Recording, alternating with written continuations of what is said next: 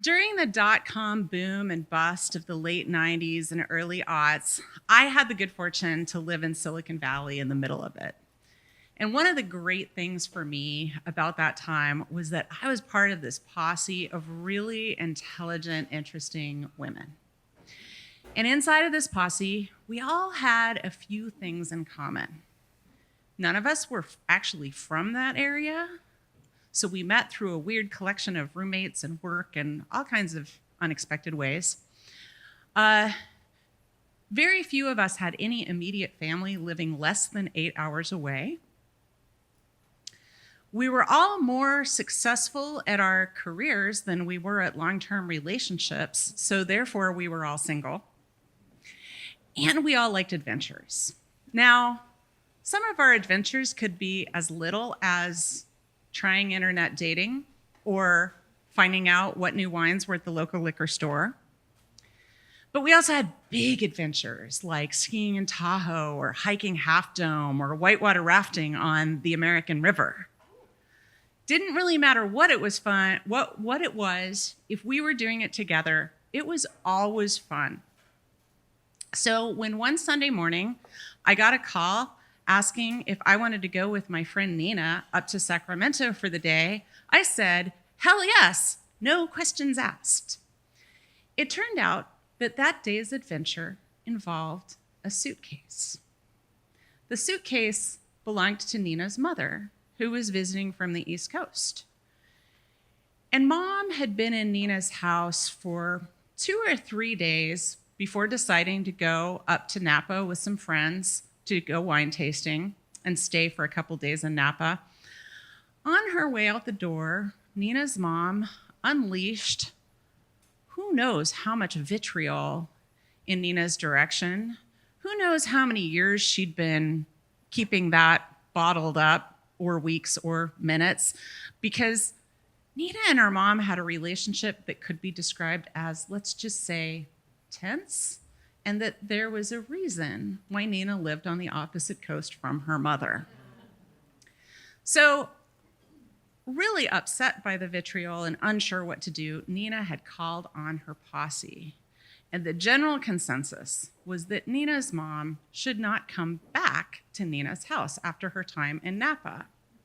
Any stuff she had left at Nina's house was packed into the suitcase she had left at Nina's house, and we were going to drive to drop off the suitcase with a family friend who lived in Sacramento, whose wife was with Nina's mom in Sacramento. The caveat, neither mom nor the family friend knew anything about this. So we hop in the car, we start the 2-hour drive to Sacramento, and on the way, we coped in the way friends do. A little bit of support, a lot of denial, humor. So we probably told jokes about work or our dating foibles. I know that Nina shared some kind of messed up childhood stories, and we alternated between laughing about them or saying, wow, yeah, that really was messed up. And we laughed.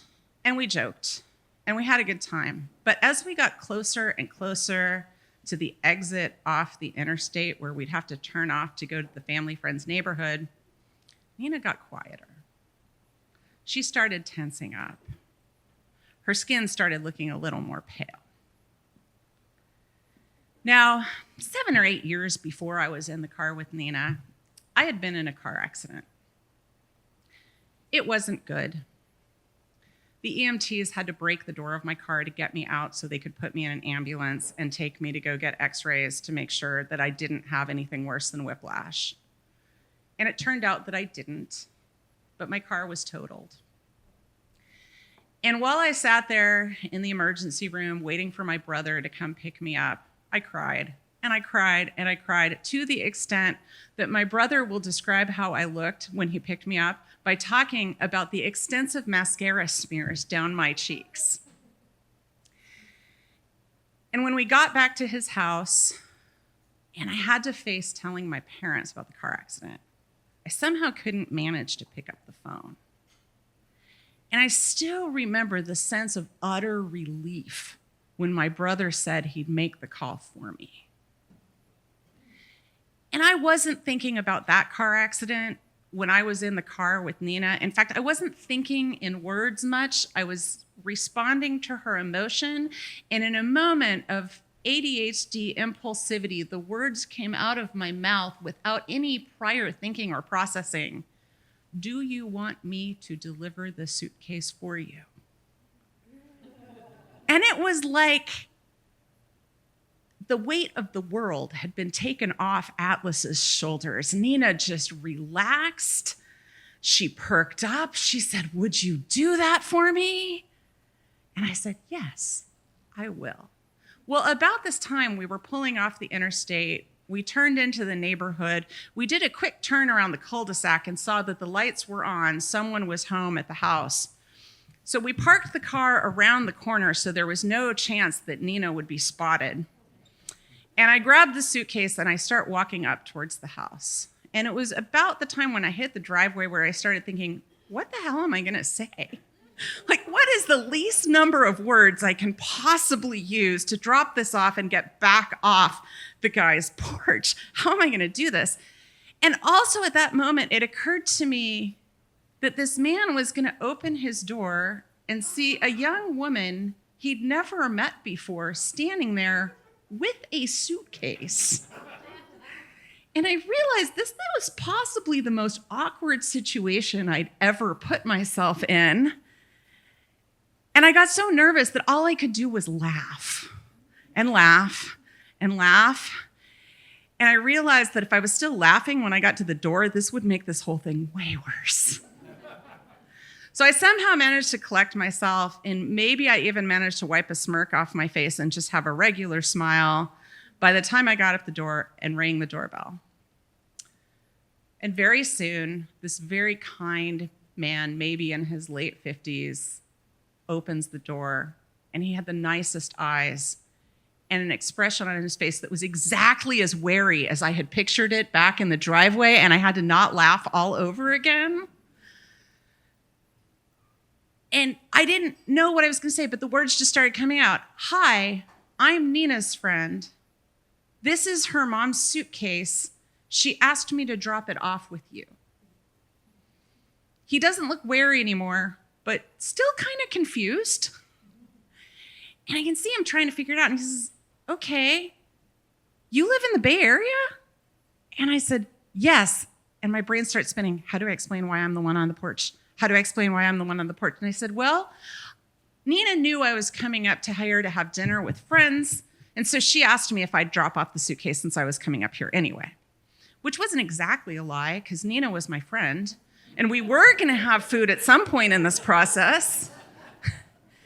And the man said, "Oh, so Nina's mom is coming back here after Napa?" And I said, "I think that's the plan." And he said, "Does she know that?" And in response to the kind eyes, I couldn't lie, and I just said, "I'm not sure." So then he looks at me, and I can see the wheels turning, and he just starts shaking his head and said, "Did they have a fight?" And when I looked at him, I knew that if I was in Nina's shoes, this would have broken me. The kindness and understanding. It would be hard to keep my armor up to get through this in the face of that.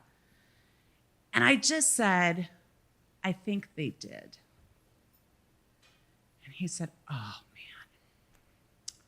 Her mom just cannot leave her alone. I was really worried about this." I just was like, "Yeah, it's hard." And then I could see him still trying to figure out, like, "Oh, what do we do now?" And he said, "Do you want to come in and use the bathroom or have a glass of water?" At which point I knew this is my exit. And I said, "No, thank you. I've really got to go. Thank you." And I kind of almost ran off the porch, leaving the suitcase there.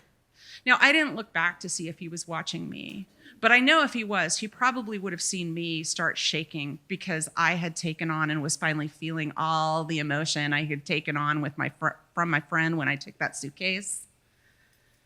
But as I walked away, even with all that shaking and all of that emotion, I felt good that I had done this for my friend.